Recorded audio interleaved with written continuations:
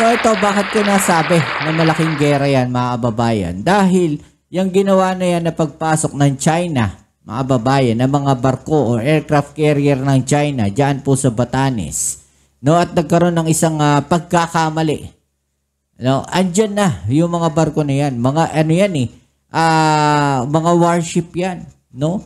Isang maling kalkulasyon, isang pagkakamali lang, malaking gera ang pwedeng idulot niyan. Lalo't nandito sa Pilipinas, no, yung mga missile launcher ng Amerika, yung mga missile system ng Amerika, nandirito sa Pilipinas. Kaya sinasabi natin, malaking gera yung maidudulot ng pagpasok ng aircraft carrier na yan ng China at mga warship na yan dito sa Pilipinas. No, isang malaking pagkakamali lang o isang maliit na pagkakamali lang, kamo na lang. No? 2 nautical mile sa Babuyan Islands, mga kababayan. 'Di ba? O pwede na tayong gumawa ng hindi maganda sa kanila. No? O pwede na nating gawin yung gusto nating gawin. 'Di ba? Pero nirerespeto pa rin ng Pilipinas, no, ang international law.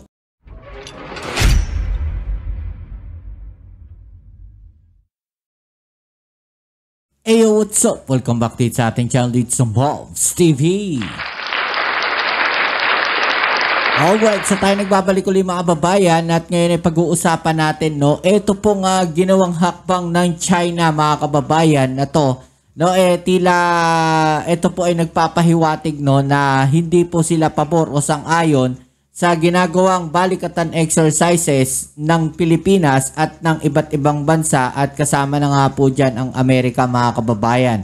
At itong ginawa na to ng China ay posible pong magdulot ng isang napakalaking gera o digmaan mga kababayan. Okay? So ikaw na nandiyan dyan, no, na nanonood at biglang magkokomento na fake news, ina-advise ko sa'yo, panoorin mo muna tong video na to bago ka magkomento ng fake news dyan, ha? Bakit natin nasabi ang mga kababayan, Shandong aircraft carrier at 8 pang barkong pandigma ng China. Pumasok po yan sa Pilipinas o sumugod po, no, pumasok sa Pilipinas mga kababayan. Wala talaga tong China mga kababayan. Sino ngayon ang gumagawa, no, ng kapusukang hakbang, no, dito po sa ating territorial waters? Sino po ngayon, mga kababayan, ang sumisira sa kapayapaan, no, dito po sa ating parte na to ng Asia mga kababayan, no? Anong masasabi nyo sa ginagawa na tong hakbang ng China? No, dahil imagine ninyo, no, aircraft carrier po nila at 8 warship ng China, 'di ba? Pumasok po sa territorial waters ng Pilipinas, mga kababayan. I-comment sa ibaba ang inyong mga opinion na natin yung pag-usapan. Alright? Pero syempre, bago ang lahat, please don't forget to subscribe, like, share, at comment dyan sa comment section. At muli po nating ina-advise doon po sa mga nagko-komento palagi ng fake news dyan. Matutong manood. No, kayo kasi sanay kayo na ang pinapanood nyo, no, yung mga putol na clips o yung mga tinatahi na mga clips. No, sanay kasi kayo sa fake news, sanay kayong manood ng fake news, kaya yung bukang bibig ninyo o mga lagi ninyong komento ay fake news. Okay, kayo yung mga taong fake news. Okay, so eto, panoorin natin tong balita na to mga kababayan, kung ano nga ba ang ginawa ng China, no? Let's go. Sa unang pagkakataon, nakapasok sa karagatan ng Pilipinas ang aircraft carrier ng China. Agad itong niradyohan ng mga barko ng Philippine Navy, subalit walang reply. Yan yung sinasabi natin mga babae, no, na dapat, no, meron tayong nagpapatrolyang mga barko ng Philippine Navy at Philippine Coast Guard, no, doon po sa boundary, diba? O doon sa mga lugar na kung saan, no, talaga namang madali silang makapasok. Let's say yung boundary. Ano yung sinasabi nating boundary mga kababayan? Kung hanggang saan yung ating territorial waters. Diba? Dapat meron tayong mga barko na nagpapatrolya talaga dyan. Okay, so ito this time may nagpapatrolya po na barko dahil nakapag-radio challenge po sila. Diba? Very good. No, napakagaling ng ating Philippine Navy at Philippine Coast Guard mga kababayan. Kaya lang sadyang mga bastos itong mga Chinese na to o sadyang hindi marunong mag-intindi ng English. Ni-radio challenge sila, hindi sila makasagot kasi siguro hindi sila marunong mag-English. No, pero nakakabahala to at nakakatakot tong ginawa na to ng China, mga kababayan, ha. Medyo malapit din ito kasi sabihin natin Batanes area sila. No, medyo malapit to. Diyan po sa Sambales, no, sa pinaggagawaan po no ng balikatan exercises, mga kababayan. Medyo nahiya pa sila ng konti sa taas pa ng parte ng Pilipinas, no. Sa unang pagkakataon, nakapasok sa karagatan ng Pilipinas ang aircraft carrier ng China. Agad itong niradyohan ng mga barko ng Philippine Navy, subalit walang reply. Si Patrick De Jesus ng PTV sa Balitang Pambansa. Pumasok sa loob ng archipelagic waters ng Pilipinas ang Shandong aircraft carrier ng China. Una itong namataan noong April 22 at lumapit ng 2 nautical miles lamang mula sa Babuyan Islands. 2 nautical miles lang, mga kababayan. Sobrang lapit niyan, mga kababayan. At talaga naman parang nang uudyok tong mga Chinese na to, mga kababayan. No? Di mo malaman kung nanggagago, no? Di mo alam kung nananadya ang mga nanggagago tong mga to, no? Tapos pagka pinatulan mo naman kung ano-anong sinasabi nila, iyak-iyak sila. Diba? Shandong aircraft carrier ng China. Una itong Shandong aircraft carrier ng China, mga kababayan. Hindi ko alam kung ito yung pinakamalaki nila, no? Pero yung titignan natin, no, ilang aeroplano lang to. 1, 2, 3, 4, 5, 6, 7, 8, 9, 10. Let's say 15 no na aircraft yun nandito po. No, hindi pa rin siya kayang ikumpara dun sa mga aircraft carrier ng Amerika, mga kababayan. Di ba? Hindi ko lang sure kung ito yung pinakamalaking aircraft carrier ng China, no? Aircraft carrier ng China. Una itong namataan noong April 22 at lumapit ng 2 nautical miles lamang mula sa Babuyan Islands. Grabe, lapit, kasama nito ang 6 pang warship at 2 support vessels. Kaagad nag-deploy ng maritime assets ang Naval Forces Northern Luzon at AFP Northern Luzon Command para bantayan at radyohan ang mga naturang barkong pandigman ng China, pero hindi sumagot ang mga ito. While the Diba? Bastos yung mga yan, eh.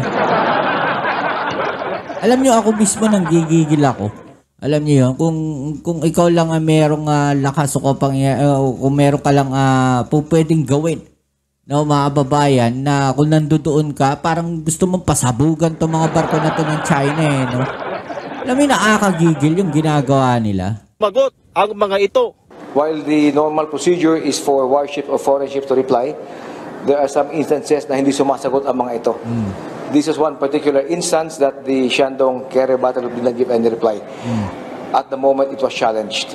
Ayon sa Philippine Navy, ito ang unang beses na lumapit sa baybayin ng bansa ang aircraft carrier ng China. Expeditious o tuloy-tuloy naman daw ang naging paglalayag nito na ngayon ay huling na-monitor 115 nautical miles mula sa silangang bahagi ng Santa Ana, Cagayan.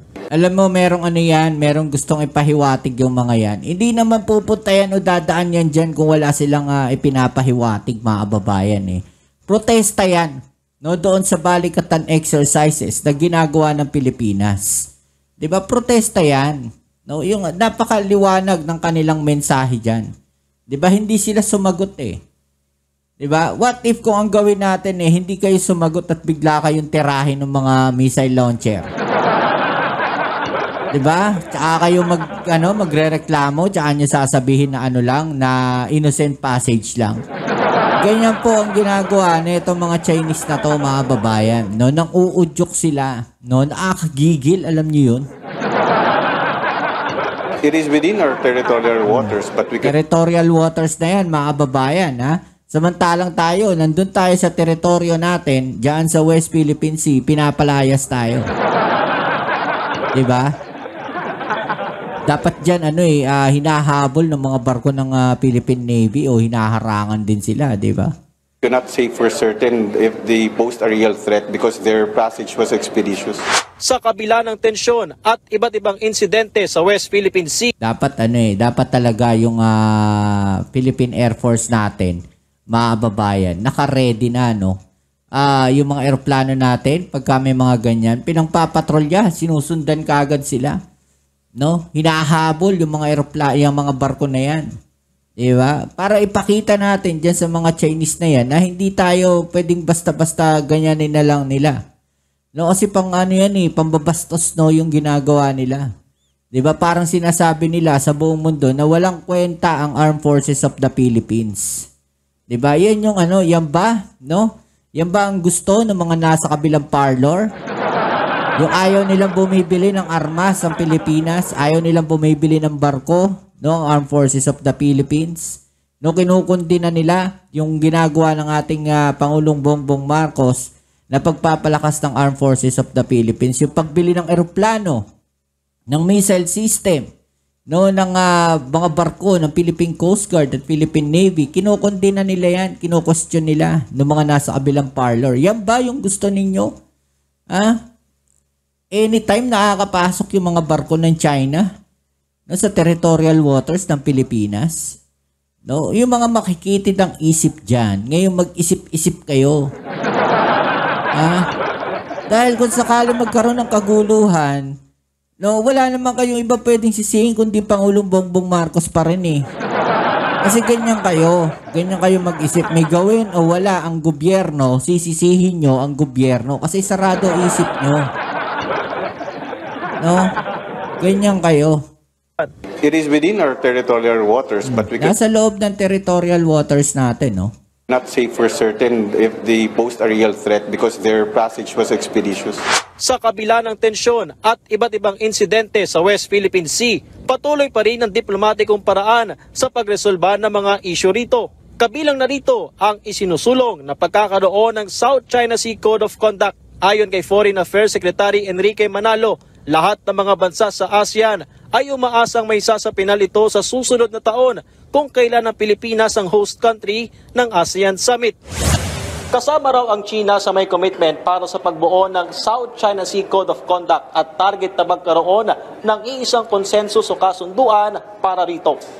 It's contentious in the sense that there are issues that need to get the consensus of all countries.